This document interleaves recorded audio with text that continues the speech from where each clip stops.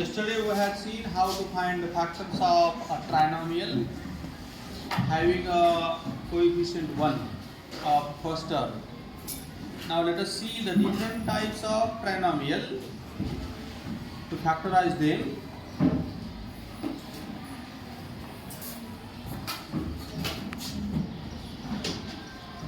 Factorize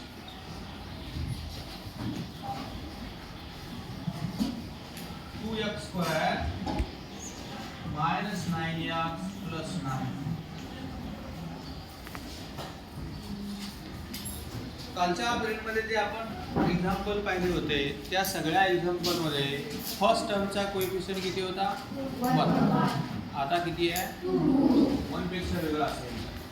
आता या पहिल्या टर्मचा कोएफिशिएंट आणि ही लास्ट टर्म ही कॉन्स्टंट आहे.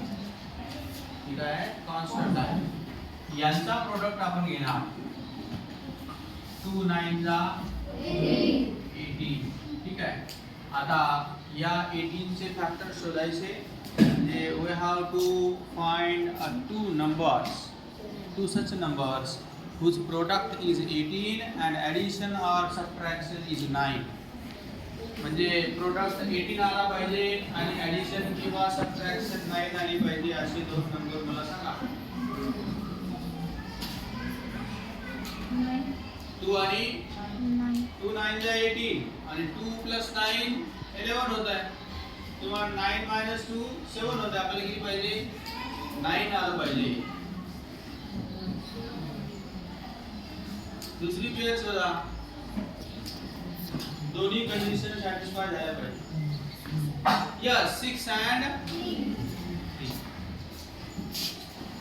6 3 चा 18. आता प्रोडक्ट जो आहे तो कसा आहे पॉझिटिव्ह आहे. प्लस आहे ना हो. प्रोडक्ट कसा आहे प्लस पॉझिटिव्ह आहे. मग पॉझिटिव्ह प्रोडक्ट कधी येतो दोन्ही नंबर पॉझिटिव्ह असल्यानंतर येतो आणि दोन्ही नंबर निगेटिव्ह असल्यानंतर येतो. So we know that plus into plus is again and minus into minus is also plus. पण ज्या अर्थी प्रोडक्ट हा पॉझिटिव्ह आहे त्या अर्थी हे दोन्ही फॅक्टर एक तर पॉझिटिव्ह असले पाहिजे किंवा निगेटिव्ह. म्हणजे जर पॉझिटिव्ह घेतले तर +6 + 3 ॲडिशन किती येणार +9. आपल्याला काय पाहिजे -9. म्हणजे ही पेयर आपण घेऊ शकतो का +6 + 3 नाही. मग दुसरा ऑप्शन कोणता आहे -6 and -3. ठीक आहे. प्रोडक्ट काय होईल मायनस मायनस +18 आणि -6 -3 -9. सो 2x² -9x + 9 = आता मिडल टर्म जे आहे ते आपल्याला स्प्लिट करायचे. सो -9x च्या ऐवजी आपण लिहिणार -6x -3x प्लस.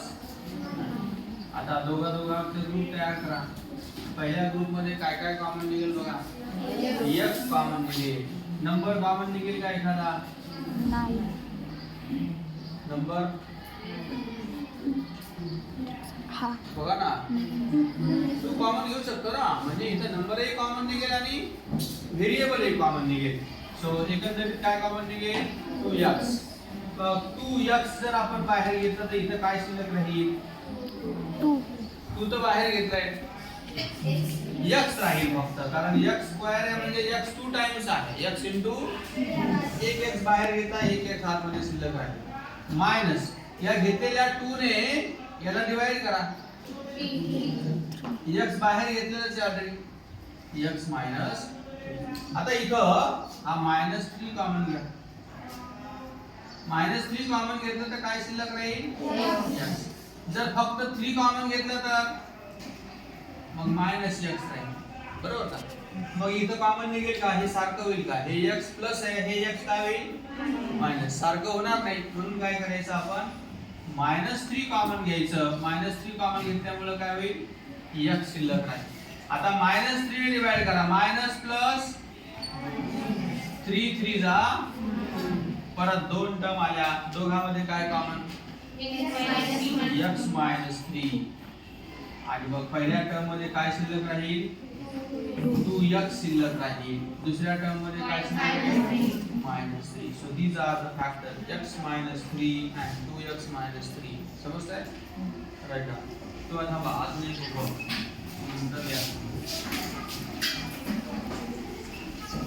नंतर लिहा बघा. 2x square plus 5x minus 18. पहिल्या टर्मचा coefficient 2. Last term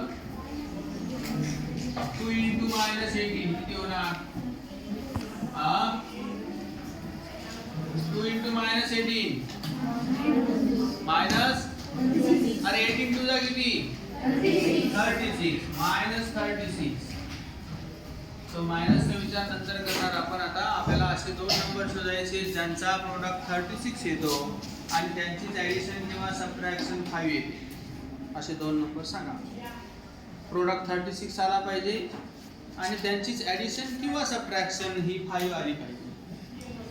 tell me such two numbers whose product is 36 and addition or subtraction is -5.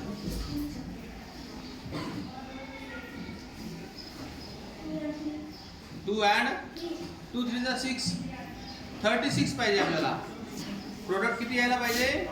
36 यायला पाहिजे. 3 and 2 3 2 जा 3 2 जा किती? 3 2 जा किती? आपल्याला 36 यायला पाहिजे आणि त्यांची सबट्रॅक्शन किंवा ॲडिशन ही 5 यायला पाहिजे. असे दोन नंबर शोधायचे आपल्याला. हा सोचे 4 and 9. 9 4 जा 36 आणि 9 आणि 4 ची सबट्रॅक्शन 5. ठीक आहे. 9 4 जा किंवा 4 9 जा. आता प्रोडक्ट निगेटिव्ह आहे. प्रोडक्ट कसा आहे? याचा अर्थ असा की या दोन्ही पैकी एक नंबर काय आहे? निगेटिव्ह आहे. प्रोडक्ट निगेटिव्ह कधी येतो? एक नंबर निगेटिव्ह असेल तर येतो. ठीक आहे. मग आता कोणता तरी एक निगेटिव्ह आहे. एक तर 4 निगेटिव्ह असेल किंवा मग कोण निगेटिव्ह आहे ते ठरवण्यासाठी मी सांगितलं मिडल टर्मकडे बघा. मिडल टर्म पॉझिटिव्ह असेल तर स्मॉलर नंबरला द्या. मिडल टर्म जर निगेटिव्ह असेल तर ग्रेटरला द्या. मग मिडल टर्म पॉझिटिव्ह आहे मग कोणाला द्यावं लागेल? स्मॉलर कोण आहे? 4 स्मॉलर आहे. मग -4 आणि प्लस लिहिणार आपण आता 2x square -4x plus 9x minus 18. या 5x चा दिला 9 4. सो दोघांचा ग्रुप करा. पहिल्या ग्रुप मध्ये काय कॉमन? 2x. 2 पण कॉमन, x पण कॉमन. काय शिल्लक राहील? x मायनस 2 ने 2 ला डिवाइड करा. 2x आपण बाहेर घेतलेलं आहे. प्लस काय कॉमन? 9 कॉमन. काय शिल्लक राहील? या 18 ला 9 ने डिवाइड करा. 2. आता काय कॉमन? x minus 2. आणि पहिल्या याच्यामध्ये काय उरलंय? दुसऱ्या याच्यामध्ये these are the factors x minus 2 and 2x plus. Write down the both examples.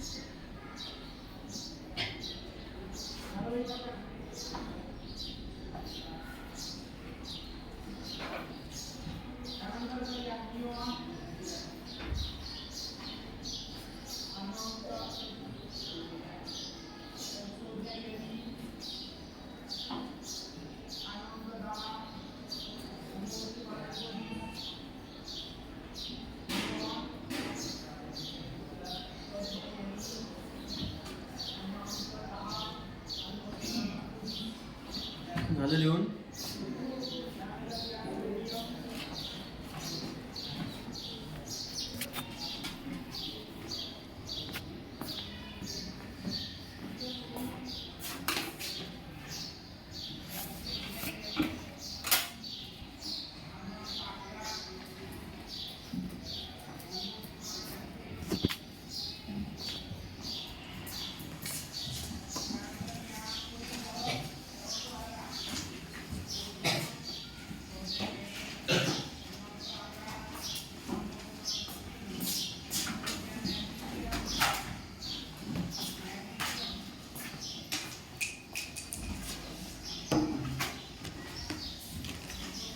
y square minus 4y minus 30.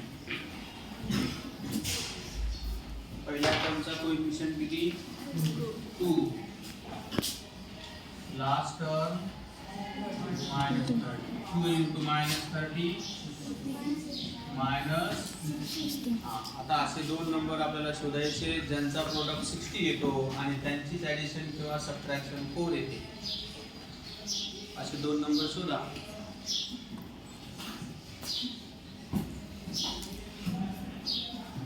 बघा ना कोणाकोणाचा प्रोडक्ट 60 येतो.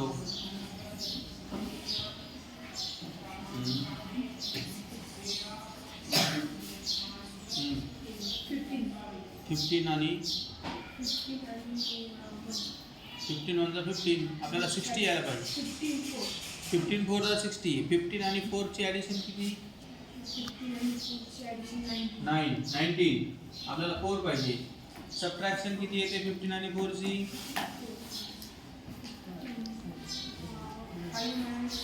15 minus 4 11. आपल्याला 4 पाहिजे म्हणून 15 आणि 4 नाही जमणार आपल्याला. दुसरी पेअर शोधा. हा 10 and 10 6 जा 60 आणि 10 minus 6 4. आता प्रश्न आहे साइनचा, कारण का आपला प्रोडक्ट काय निगेटिव्ह आहे. ठीक आहे, प्रोडक्ट निगेटिव्ह आहे म्हणजे कोणता तरी एक नंबर निगेटिव्ह आहे. मग कोणाला निगेटिव्ह साइन द्यायचं? आता 10 ला द्यावं लागेल, कारण मिडल टर्म निगेटिव्ह आहे म्हणून मोठ्या नंबरला द्यायचं. -10 याला कसं लिहिणार आता? 2y स्क्वेअर या -4y च्या ऐवजी -10y प्लस 6y -30. परत तेच दोघांचा ग्रुप करा. पहिल्या ग्रुप मध्ये काय कॉमन? 2y common. काय शिल्लक राहील? मायनस 2 याला डिवाइड करा 5 प्लस इथं काय कॉमन? 6 कॉमन. काय शिल्लक राहील? मायनस. परत y -5 इथं कॉमन आणि उरलं काय? 2y plus. आता याच्यामध्ये बघा, या दोघांमध्ये परत आपल्याला कॉमन घेता येईल. याच्यामध्ये काय कॉमन घेता येईल? 2 कॉमन घेऊ. 2 कॉमन घेतलं तर काय राहील इथं? 2 कॉमन घेतलं तिथे काय राहील? y प्लस 2 याला डिवाइड करा 3. इथं 3 फॅक्टर मिळाले आपल्याला. किती? 2y -5 आणि y plus There are three factors for the polynomial 2y square minus 4y minus 30. जोपर्यंत आपण कॉमन घेऊ शकतो तोपर्यंत घेत राहायचं. आता इथे परत 2y plus 6 आल्यामुळे इथे दोघांमध्ये 2 कॉमन आहे, म्हणून 2 कॉमन घेतला बाहेर आणि मग राहिले शिल्लक y plus 2 3 जा 6 3 राहिले. ठीक आहे, राईट आन्सर. हे द्यायचे आहे आणि प्रॅक्टिस सेट 6.1 मध्ये सगळे एक्झाम्पल आता करायचे इथं लगेच.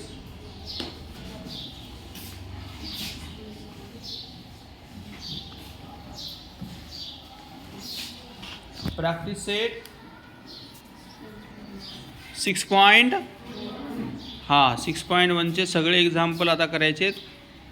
तुम्हाला फॅक्टराइज करता आलं पाहिजे.